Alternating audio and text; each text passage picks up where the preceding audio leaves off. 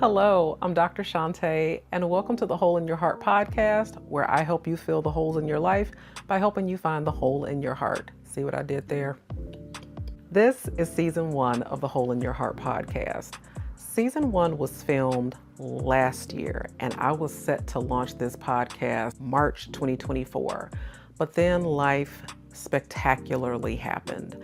And so I had to put the podcast on the shelf and wait until this year until life was done lifing. What you're about to see is in a totally different studio. It has a totally different vibe, but the content is still important, and that's what I want you to focus on. So there are 6 episodes this season. Each episode is going to start with this exact video. So in the future, feel free to skip it.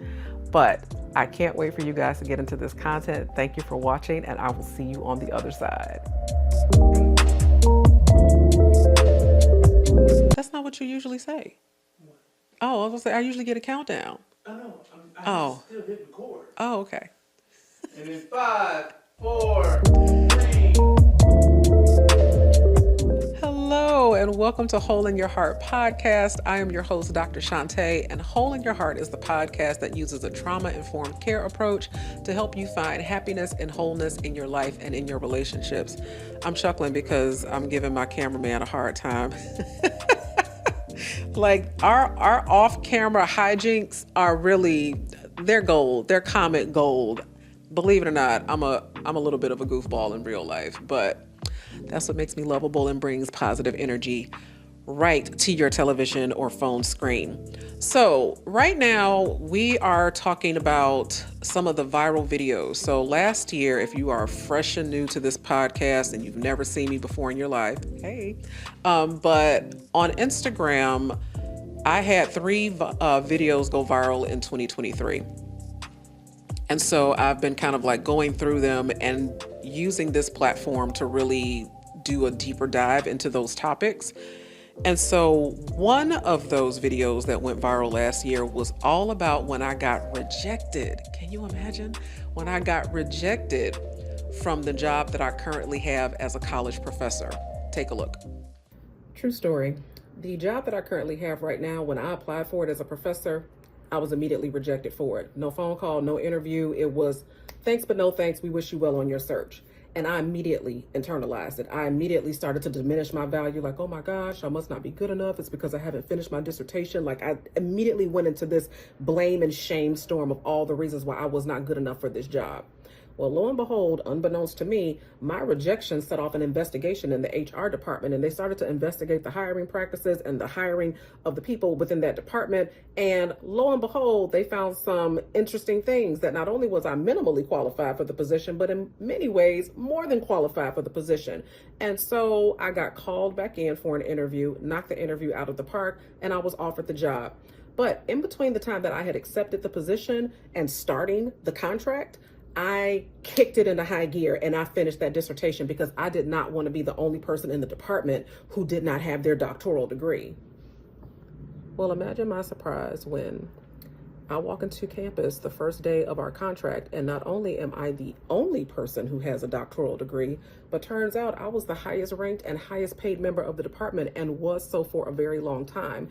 And that is when I learned that just because someone else fails to recognize your worth does not change or diminish your value. Know who you are, know what you're worth, and add tax, because you best believe I negotiated that salary. So that whole experience taught me so many lessons. It just taught me so many lessons. And as always, I have my trusty notebook here. The reason why I actually have a notebook is because I'm a college professor. It's how we roll. I don't have like the suede elbow patches, but some of these things, are just part and parcel to the job. But one of the things that I want to say and pull out from that video is, and I know this sounds cliche, but I want to unpack it, is really understanding the importance of knowing your worth, okay? And I'm not talking about this intrinsic, inherent worth, because we're all worthy. We're worthy. We are worthy of love. We're worthy of joy. We're worthy of all the things. I'm talking about from a pragmatic sense, okay? I'm talking about from a pragmatic sense and what worthiness looks like in certain industries and in the job market and in corporate arenas and in academia and in all of these places where we're talking about an exchange of value and goods and services and where the money reside, okay? So when I'm talking about knowing your worth, let me first start by saying, and I might get some pushback on this, it's just my personal belief. I do not believe that you can reap a harvest that you have not sown. Okay. So a lot of times I see people try to circumvent the process and try to jump straight to the benefits and jump straight to the pot of gold at the end of the rainbow without having gone through the steps, without having gone through a process, without having undertaken any sort of education. So I'm not talking about that. But when I'm talking about knowing your worth, if you have invested in yourself, okay, and you have learned and you have studied and you have practiced and you have mastered your craft or you have spent some time developing your skill set and what have you, that has value. Okay, that has value. The time that you have taken, the money that you've invested, the learning that you've acquired, the skills that you've acquired, those things have tangible, real, actual value. Okay. And a lot of time, and even if you're self-taught, okay, so for example, one of my guilty pleasures is I love a good, what do you call that? Reality cooking show, a reality baking championship, like that sort of thing. I do watch those baking championships. It helps me release stress. Okay. But in those shows, there's always the professionally trained, cordon bleu level chefs and pastry chefs, but there's also that home baker, right? And I'm always encouraged because they didn't allow the fact that they didn't go to a fancy school intimidate them, but they have the skills, they've practiced, they have baked enough cookies, they've baked enough cakes, they've done the work, they've put in the hours, right, in order to develop that skill set to be good enough to compete at that level and compete on that show. But when you have done that work and that investment and put in those hours and learned all the things, nobody can take that from you. Nobody can take that from you. Somebody else's opinion, somebody else's 2 cents, because it's subjective, right? One man's trash is another man's treasure. I will never forget this guy who told me, he said, hey, one man's 7 is another man's 10. I said, I have never heard it put like that, but okay. So it's all very subjective, right? And so when you have invested and practiced and all the things, no one can negate that. And so if you find yourself in a situation where someone is like, you know what, I'm going to take a pass, or in the words of Randy Jackson, yes, a no for me, dog, don't take that personally. Okay, do not take that personally. It does not diminish your value. It doesn't diminish the hours you put in. It doesn't diminish the money you invested. It doesn't diminish the skills that you have learned and earned and acquired and practiced. Somebody else's opinion will never be able to take that away from you. So when I'm saying knowing your worth, I'm talking about it from that very pragmatic sense. The second thing I want to talk about is trusting in redirection, okay? Trusting in redirection. Rejection is redirection. It means that I may not be able to go this way, but just because I'm not going this way doesn't mean that there's not another way, okay? There's more than one way. And sometimes, many times, we find ourselves frustrated and disappointed because we are trying to force an outcome. We're trying to manufacture an outcome. We're trying to, play with the controls, and we're trying to, rig the game somehow, so that it winds up in our favor. And in the words of Oprah Winfrey, your life is always speaking to you. Your life is always speaking to you. And so when life is speaking to you because a door has closed, do not try to shout it down and force your way. Perfect example. I have a theater kid. She is very much into musical theater. And so my life, whenever she's in the shower, is a daily concert of the Beetlejuice musical and Willy Wonka and all kinds of songs that she has just picked up over the years from being in plays. And in her senior year, there was a role that she really wanted. They don't get to pick the play. They can only audition for certain roles. and she didn't get the role. They gave her another role, but she didn't get the one she wanted, and it was the only one that she wanted. And oh my goodness, this is my last year. This one meant the most. You know, it's the last time that I'm going to be able to be on stage. And I mean, she was really disappointed. And fast forward about a month after the audition, she ended up having to do an internship for school. And she ended up doing an internship at this law firm. This was a non-paid internship. She worked at that company for 9 days, uncompensated. On her very last day, they offered her a job at 17 years old, making $25 an hour at that law firm. Now, let me tell you something. I'm not a spring chicken. I ain't old either, but I'm not a spring chicken, but $25 an hour? Do you know how far out of college I was before I was making that kind of money?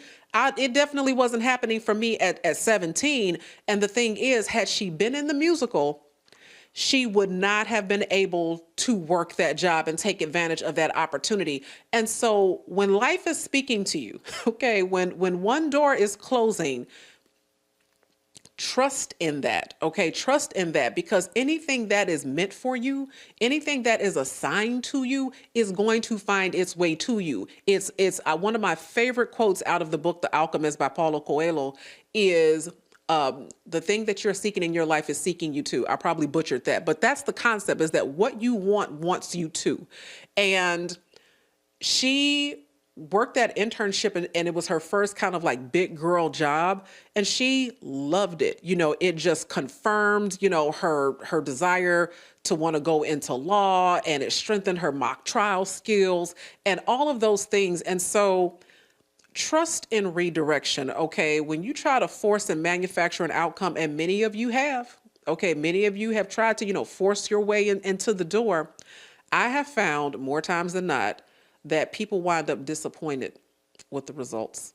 They wind up disappointed with the outcome, and they realize that this is out of alignment or that this doesn't work. And I've seen people do this, not just in job opportunities. I've seen them do it in relationships, like, you gonna be my man. You know, we go together real bad, you know, all of that, right?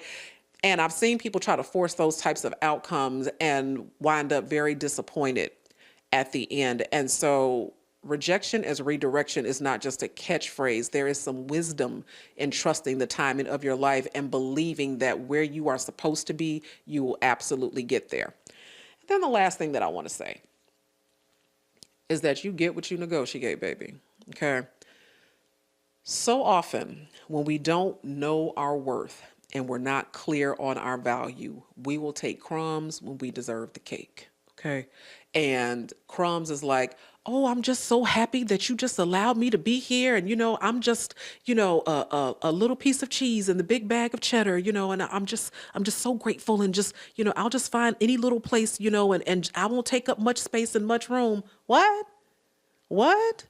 After the money you paid? After the hours you practiced, after the skills you acquired, after the knowledge that you now have that you did not have before you invested all the time and energy and effort in acquiring it? What? Let me tell you something. Okay. We lowball ourselves so often because we are not clear on the value that we are bringing to the table. I'm going to say that again for the people in the cheap seats. We lowball ourselves. We lowball ourselves because we're not clear on the value that we're bringing to the table. I have experienced this. One day, somebody, a major Fortune 500 company, asked me to facilitate a keynote online, you know, so this was kind of like during those like pandemic years, and, you know, and they weren't doing things in person. And so this was online. The keynote was about an hour. And because I said, well, you know, it's virtual, I'm still, you know, I'm sitting at my desk, you know, and I don't have to, like, you know, get on a plane or things like that. I think I quoted something nominal, like $500, right? And I'm so thankful. I'm so thankful that the woman who was in charge, you know, she was a sister girl, and she said, I need to speak to you offline. And so she called me, and the first question I asked her, I said, am I lowballing myself? She said, yes, ma'am. And long story short, they had a budget for that opportunity somewhere in the neighborhood of $15,000. but I was in that place of not being clear on the value that I was bringing to the table, the value that I was bringing to that event. And so I'm telling you this because you need to get clear on the return and investment that you are bringing to an organization, that you are bringing to an event. You should know this like the back of your hand. And so if you do nothing else today, because I'm a life coach and, there's always a little bit of homework. When you think about the skills that you have acquired and the things that you know and the time that you've spent trying to figure out, how you're going to monetize these skills and all of those things, get really clear on the value that you are bringing. Get really clear. Go to that event's website, go to that organization's website, and be very clear about how you are in strategic alignment with what it is that they are trying to accomplish in their vision, in their mission, like all of the things. What are going to be the tangible takeaways that their audience walks away with? All of the things, okay? And even if you're not in the speaking and keynote space, even if you are a baker, I have a good friend who is a phenomenal baker. And in the holiday season, she made these phenomenal treats and was undercharging. I said, hold on. How much is butter? How much is sugar? How much did it cost you to make these? How much did it cost you to buy the boxes to put them in and the wrapping and the cellophane? And are you making deliveries and have you attached fixed costs to that? All of those things, okay? And so I just want you all to get really clear. Know your worth, trust in the timing of your life, and be able to articulate clearly the return on investment. Because even in a baking space, right, you are saving people time that they can be spending with their families. You are being able to elevate the quality of the experience because the quality of the food is there. All kinds of things. Get really clear on the value that you are bringing to the table, and then charge accordingly and add a little bit of tax. Okay? All right. So I hope this was helpful to you. I hope that helped you find the hole in your heart. And as always, if you have questions, comments, takeaways, drop them down there in the comments. The highest compliment you can pay me is to share this content with somebody that you think can really benefit from it. And I will see you guys next time.